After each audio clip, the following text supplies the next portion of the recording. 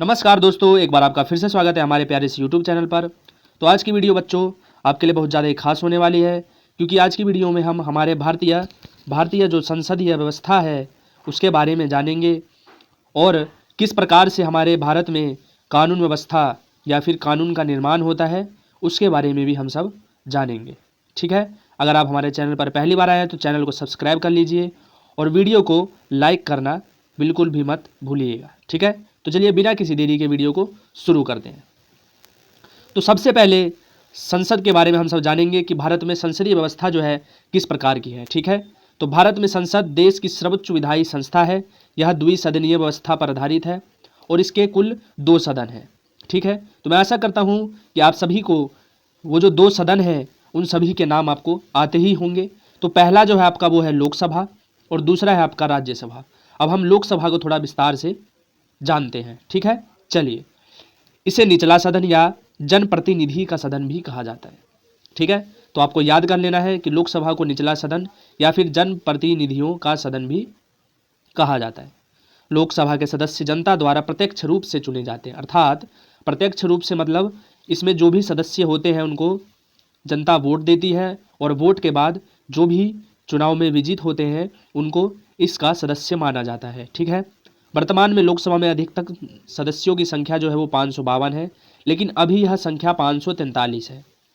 लोकसभा का मुख्य कार्य कानून बनाना और सारी सरकार की कार्य प्रणाली पर नज़र रखना होता है।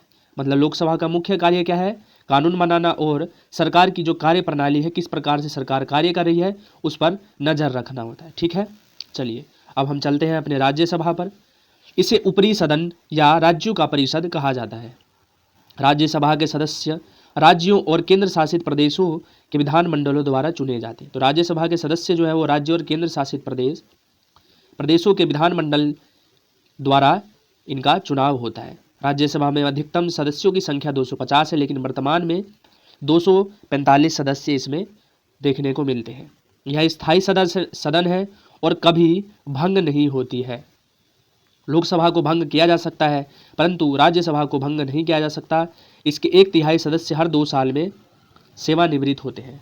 मतलब इसमें कार्यकाल जो है 2 वर्ष का होता है। ठीक है बच्चों, चलिए, और इसके जो सदस्य हैं 1/3 मतलब हर 3 में से एक व्यक्ति जो है वो आपके हर 2 साल पे चेंज होते हैं। ठीक है, और इनका कार्यकाल जो है वो 6 वर्ष का होता है और 2 साल पे यहाँ पर कोई ना कोई चेंज होता ही होता है। ठीक है, चलिए अब हम चलते हैं संसद के प्रमुख अधिकारी। संसद के प्रमुख अधिकारी कौन कौन से होते हैं?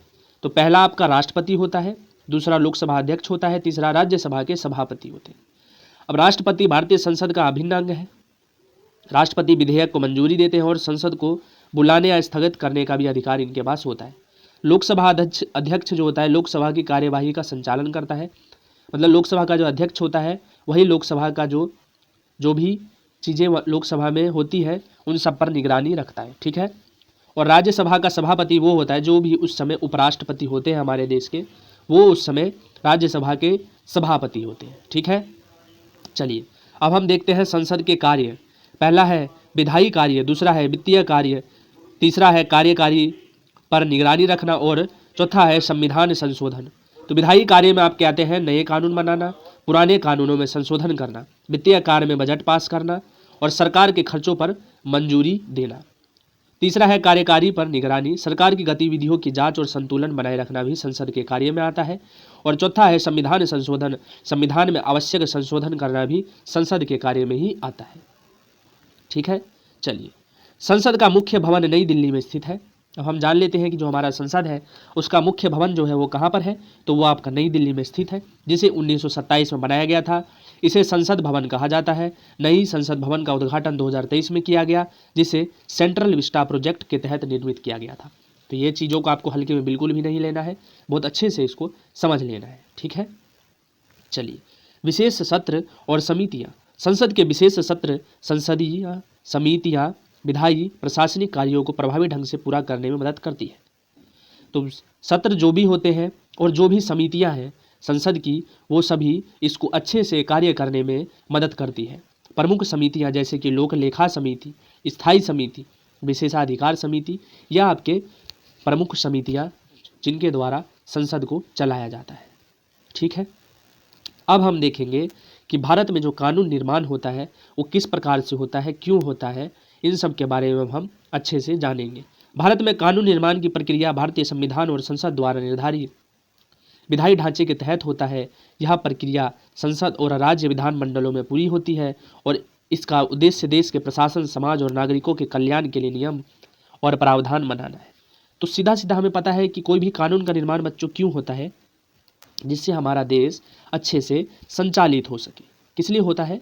संचालित हो सके हमारा देश अच्छे से, इसलिए जो है आपका कानून का निर्माण किया जाता है। कानून निर्माण की प्रक्रिया देखते हैं। भारतीय संसद में कानून निर्माण निम्नलिखित चरणों से होकर गुजरता है। पहला होता है विधेयक। विधेयक को हम बिल कहते हैं। बिल का प्रारूप तैयार करना। कानून का प्रारंभ एक विधेयक के रूप में होता है। विधेयक को सरकार, संसद सदस्य या मंत्री या निजी सदस्य द्वारा पेश किया जाता है। विधेयक दो प्रकार के होते हैं। एक होता है सार्वजनिक विधेयक, दूसरा होता है निजी विधेयक। सार्वजनिक विधेयक वो होता है जो कि पूरे समाज कल्याण के लिए विधेयक डाले जाते हैं।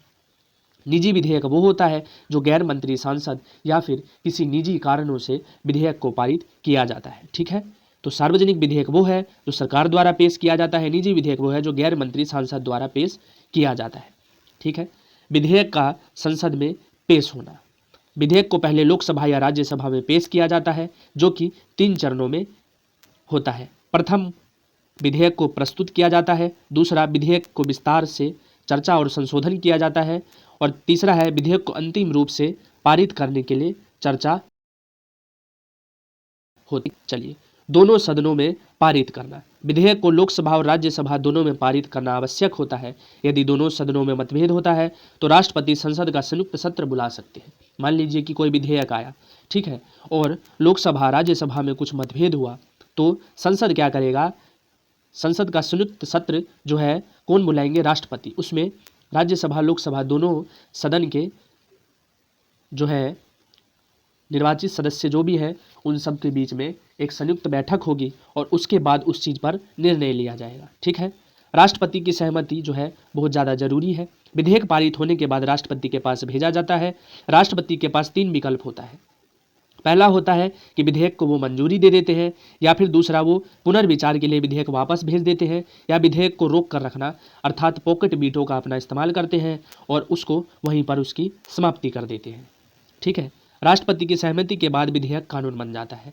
अगर राष्ट्रपति विधेयक पर सहमति दे देते हैं तो वो बिल जो है वो कानून में आपका पूरे देश पर लागू हो जाता है। ठीक है, कानून निर्माण के प्रकार देखते हैं हम सब। साधारण विधेयक होता है पहला, जो कि सामान्य विषयों से संबंधित होता है और दोनों सदनों में पारित करना इसको आवश्यक होता है। वित्त विधेयक वो होता है जो वित्तीय मुद्दे, कर, सरकारी व्यय से संबंधित होता है। केवल लोकसभा में पेश किया जाता है और राज्यसभा इसमें संशोधन नहीं कर सकती है। ठीक है, संवैधानिक संशोधन विधेयक जो कि संविधान में संशोधन करने के लिए होता है, जिसमें दोनों सदनों के विशेष बहुमत से पारित होना आवश्यक होता है।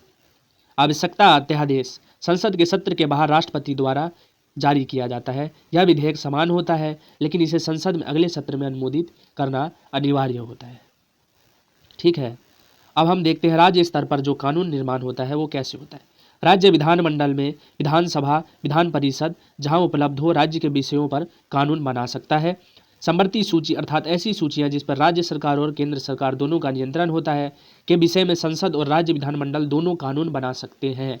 ठीक है, चलिए अब हमारा लास्ट टॉपिक है कि न्यायपालिका का क्या महत्व है इसमें। भारतीय न्यायपालिका यह सुनिश्चित करती है कि बनाए गए कानून संविधान के अनुरूप हो और किसी भी असंवैधानिक कानून को सुप्रीम कोर्ट या हाई कोर्ट रद्द कर सकती है। सुप्रीम कोर्ट को हमारे में देश में सबसे मुख्य माना गया है। वो किसी भी कानून को कभी भी रद्द कर सकती है। हाँ, जब कर सकती है जब उसे लगेगा कि इस कानून से कहीं ना कहीं अहित हो रहा है, देश का इससे हानि हो रहा है, इसलिए इस कानून को न्यायपालिका रद्द कर सकती है। ठीक है, तो न्यायपालिका का महत्व यही है कि यह कानून निर्माण संविधान में बहुत ज़्यादा ही महत्वपूर्ण भूमिका निभाती है। ठीक है, बाकी अगर कोई भी समस्या आपका भी रह रहा हो तो आप हमें कमेंट बॉक्स में बता सकते हैं, जिसका हम समाधान करने की ज़रूर कोशिश करेंगे। ठीक है, बाकी अगर वीडियो अच्छी लगी हो तो वीडियो को लाइक कीजिएगा, शेयर कीजिएगा और चैनल को सब्सक्राइब करना बिल्कुल भी मत भूलिएगा। तब तक के लिए मिलते हैं अगले वीडियो में। धन्यवाद।